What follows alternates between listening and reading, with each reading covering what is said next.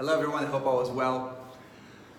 What I want to talk to you about today is probably the biggest question I get asked in the world of marriage and any relationship really, but when I'm focusing with couples, it's really the question that they speak to me about the most. And the question really is how do you have difficult conversations? We've seen in marriages very clearly that there are important things to talk about, there are important things to discuss. And we've seen, and all of you have probably experienced, when that conversation happens and it goes well, that difficult thing is spoken about, that important point is spoken about, and it goes well, it can be one of the most bonding things ever. It can create such positive energy in a relationship. When those conversations don't go well, or you avoid them, it usually leads to a downward spiral quite fast. And this is crucial. This is absolutely crucial to figure out the skill to be able to figure out how to have those difficult conversations. What I want to do is I want to answer and give you that clear skill, a skill that I think is practical and you can really use. But let's first in some way digress to the topic of really communication. If you look at any healthy marriage, you're going to see at the base of any healthy marriage is going to be, people are great at communication.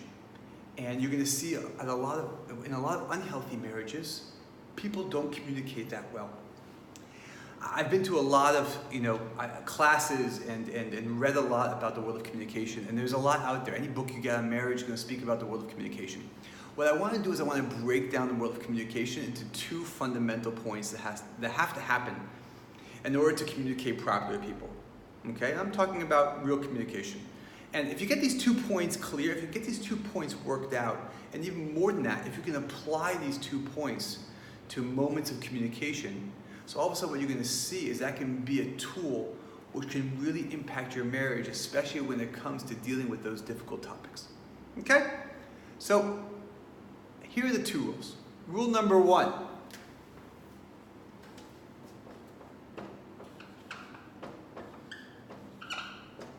Timing. Timing. It's one of the most difficult things to do in the world of communication because we get so caught in the urgency of the moment.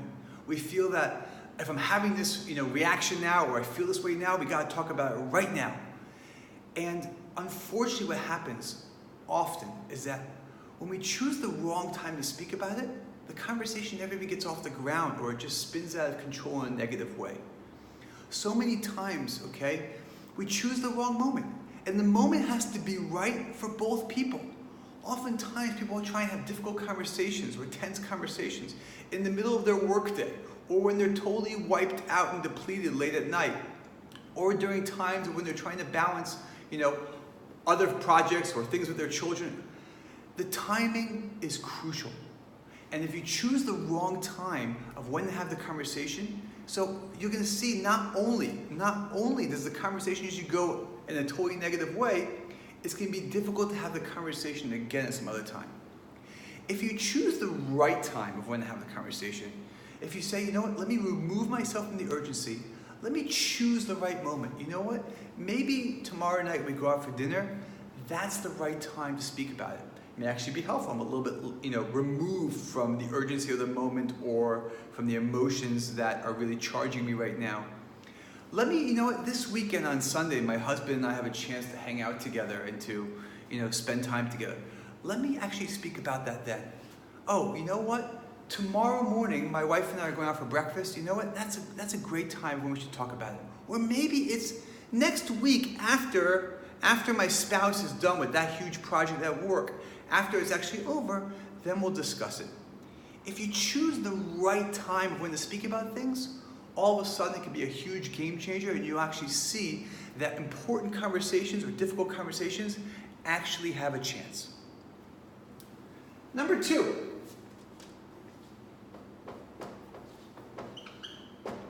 How you say it. Basically, when a lot of people have conversations, difficult conversations, the conversation is always maybe said in the form of attack. The conversation is always pointing the blame elsewhere. The conversation has a bit of a negative tone to it. It's a fascinating in the world of language, in the world of communication. there's a lot of research out there, but it's amazing when you look at the world of communication. There's only a very small part of our communication that is actually the words that come out of our mouth. Everything else is the body language, the tone of voice, the energy, all these things. We communicate in so many ways, not just the words that we say.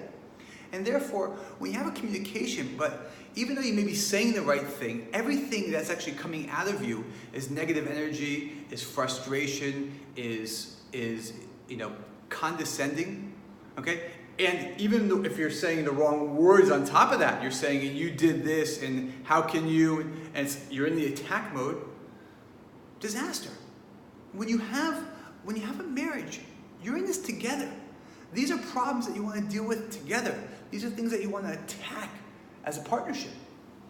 When you switch the world of communication, and all of a sudden now you speak in the way of, we have to change this together. How can we do this? And all of a sudden you speak in a different way. And even more than that, your tone of voice, your energy is totally different. It's inviting, it's warm, you're connected to the person, you have a smile on your face. So all of a sudden, when you communicate about very difficult things, but you communicate about in the right way, in the right manner, not only the words you say, but the whole tone of voice and energy of everything else in your communication, all of a sudden it can be a major game changer. All of a sudden you can see difficult things can be spoken about, and the person feels safe, a person doesn't feel attacked, a person feels cared for, a person feels like they're in a partnership. Whoa, we can do something. One of these rules without the other, things don't work out. One of these rules without the other, things don't work out. If you take both of these rules and you do them together, and therefore when you have that big conversation to have, when you have that difficult conversation that's going to be tense, which is going to be hard, and you go inside your head and you say, okay, are both of these rules taken care of? Am I using both of these rules right now? Do they apply to the situation?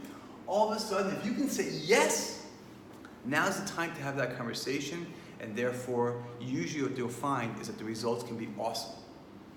If you go and you say, you know what, let me think about these two rules, and you say to yourself, you know what, I'm not sure if I have both of these really worked out right now. I'm not sure if we're a green light on both of these, so wait a bit longer until you can say with the definite answer, yes. And therefore, if you look at all communication, it's always going to speak about these two rules. Now, if you apply it and go back to what we were speaking about before, as far as having difficult conversations, if you apply these two rules to all those difficult conversations, you'll see it can be a major game changer.